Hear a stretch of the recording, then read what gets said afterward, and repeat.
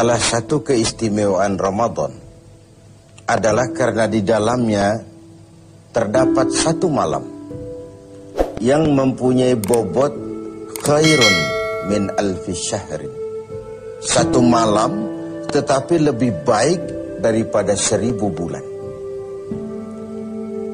Kita sebut itu sebagai Lailatul Qadar. Kapan sih Lailatul Qadar itu? Dan bagaimana kita harus menyikapinya?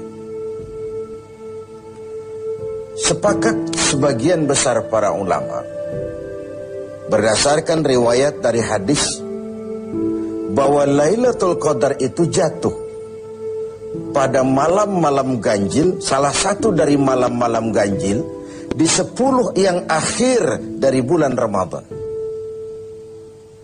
Bisa dia tanggal 21, 23, 25, 27, 29 di malam-malam ganjil dari 10 yang akhir. Inilah rahasia kenapa baginda Rasul kalau sudah masuk 10 yang akhir dari Ramadan, hamparkan, sing-singkan lengan baju, hamparkan sajadah, dan lebih banyak di masjid ketimbang di rumah. Ini bedanya baginda Rasul dengan kita. Kita sudah memasuki 10 yang akhir, gulung sajadah. Tengok 10 yang akhir, barisan tarawih di masjid mulai mengalami kemajuan. Orangnya makin susut. Sudah berpikir mudik, sudah berpikir beli pakaian baru, sepatu baru, baju buat anak, oleh-oleh buat orang tua, sehingga konsentrasi ibadah buyar. 10 yang akhir Rasulullah sing-singkan lengan baju, hamparkan sajadah, lebih banyak di masjid ketimbang di rumah. Nah, mereka tentu yang ingin mendapatkan Lailatul Qadar, menemukan Lailatul Qadar, harus sudah berniat dan berjaga-jaga sejak awal Ramadan. Jadi tidak bisa pakai ilmu untung-untungan. 20 Ramadan tidak tarawih, 21 berangkat ke masjid, 22 libur lagi, 23 masuk. Kenapa? Wah, ini malam ganjil. Tidak seperti itu moralitasnya. Dia berjaga-jaga sejak awal Ramadan untuk mendapatkan Lailatul Qadar ini.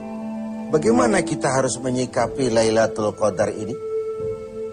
Tentu kita harus melihatnya dari sisi betapa rahman dan rahimnya Allah itu. Maha kasih, maha penyayang, maha pengampun, maha menerima taubat. Umat-umat terdahulu sebelum kita diberikan umur yang relatif panjang. Nabi Adam 2000 tahun. Nabi Nuh 950 tahun.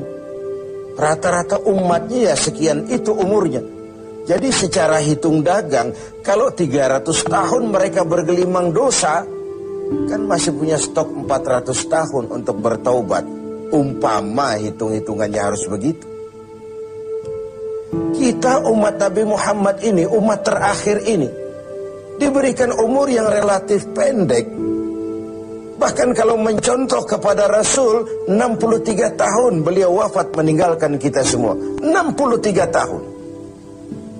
Taruhlah kita seperti itu. Kalau 40 tahun kita bergelimang dosa, sisa umur cuma 33 tahun, ditebus dengan taubat seperti itu, kan belum seimbang neracanya.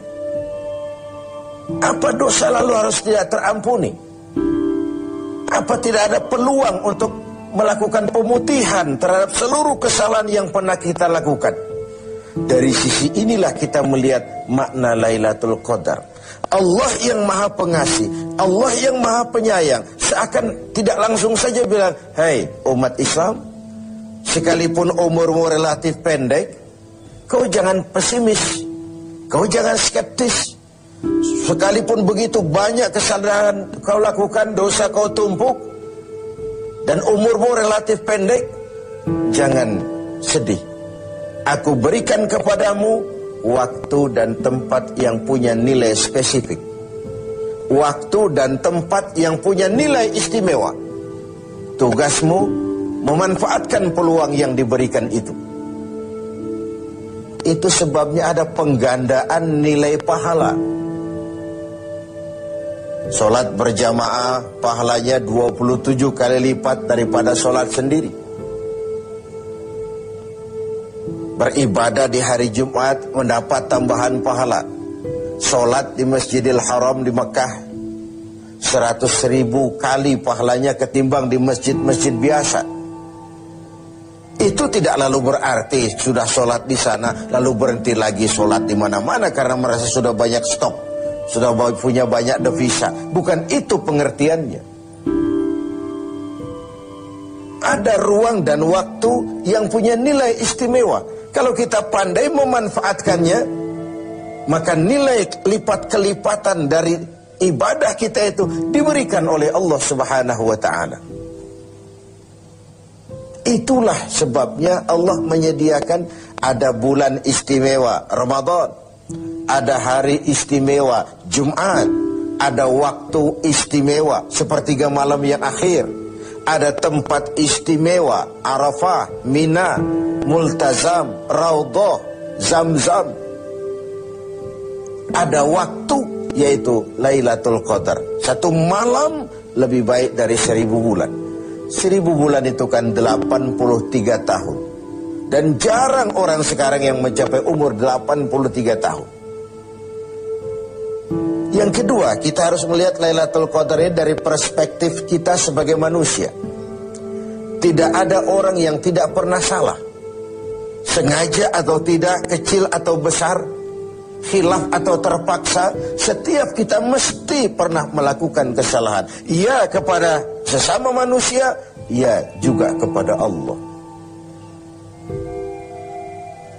Salah kita kepada Allah, kita bertaubat langsung kepadanya.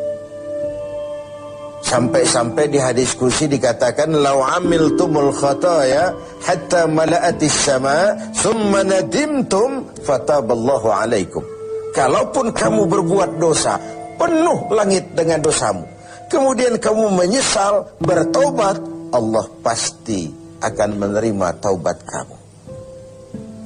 Lalu bagaimana sih taubat yang sebenarnya itu? Kata para ulama, taubat yang sebenarnya itu pertama, meninggalkan perbuatan jahat. Yang kedua, berjanji tidak akan pernah mengulanginya lagi. Yang ketiga, menyesal pernah melakukannya. Inilah 3 syarat utama. Pertama, meninggalkan perbuatan jahat itu. Bertaubat dari minuman, tinggalkan total. Bertaubat dari judi, tinggalkan total. Bertaubat kepada Allah dari melakukan maksiat, tinggalkan secara total. Meninggalkan perbuatan jahat. Dan total, tidak angin-anginan. Yang kedua, berjanji tidak akan mengulanginya lagi. Tidak akan pernah lagi saya berjudi. Tidak akan pernah lagi saya berzina. Tidak akan pernah lagi saya mencuri. Berjanji tidak akan mengulangi. Dan yang ketiga, menyesal telah pernah melakukan itu. Bukankah kadang-kadang kita berkata, saya sekarang sudah tua, dulu waktu muda saya sudah puas. Bukan menyesal, puas. Sekarang saya sudah tua, dulu waktu muda sudah puaslah saya. Sudah pokoknya sudah puas. Bukan puas yang diminta. Menyesal, kenapa dahulu begitu? Kenapa telah melakukan itu? Inilah makna taubat yang sebenarnya. Pemirsa TV7 yang berbahagia, orang yang beribadah Ramadan dengan baik, melaksanakan taubat dengan benar, diterima taubatnya, pantas dia keluar dari Ramadan, masuk 1 Syawal, pantas jika ia masuk dalam golongan minal aidin wal faizin, masuk dalam golongan orang yang kembali kemana? Kembali kepada fitrah, suci, bersih, seperti bayi baru dilahirkan oleh ibunya, tidak punya dosa kepada Allah, lantaran sudah dilebur oleh ibadah dan taubatnya di bulan Ramadan. Wal faizin, dan termasuk ke dalam golongan orang-orang yang beruntung, Tidak dalam artian yang materialistis, tapi dalam artian memperoleh keberkahan dalam hidup dan keberuntungan di dunia, lebih-lebih di akhirat nanti. Inilah Ramadan, di mana kita selalu mencari nilai tambah dari setiap amal yang kita lakukan. Karena umur yang diberikan relatif pendek, dosa yang kita kerjakan relatif banyak. Kalau neracanya tidak diimbangi dengan upaya mencari nilai tambah tadi, boleh jadi tidak akan ada keseimbangan dalam neraca hitung-hitungan kita di hadapan Allah Subhanahu wa Ta'ala. Padahal seimbang saja sudah rugi. Kita ingin masuk dalam fa'amman thaqulat mawazinuhu, orang yang berat timbangan kebaikannya, bukan yang berat timbangan kejahatannya.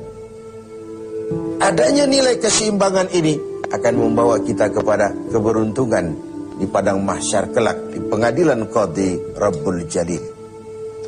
Oleh karena itu, dalam setiap langkah di Ramadan, mengisi Ramadan ini, kita tetap berupaya mencari nilai tambah dari sesuatu amal. Dan amalan itu, bagaimanapun baiknya sudah kita kerjakan, tetap mengacu kepada fa'idha faraghta fansab. Kalau sudah selesai kau kerjakan satu perbuatan, sing-singkan lengan bajumu, bersiaplah untuk tugas berikutnya. Tidak ada puas, tidak ada prestasi puncak. Bagaimanapun baiknya sudah yang kita lakukan, dia hanya awal menuju ke arah yang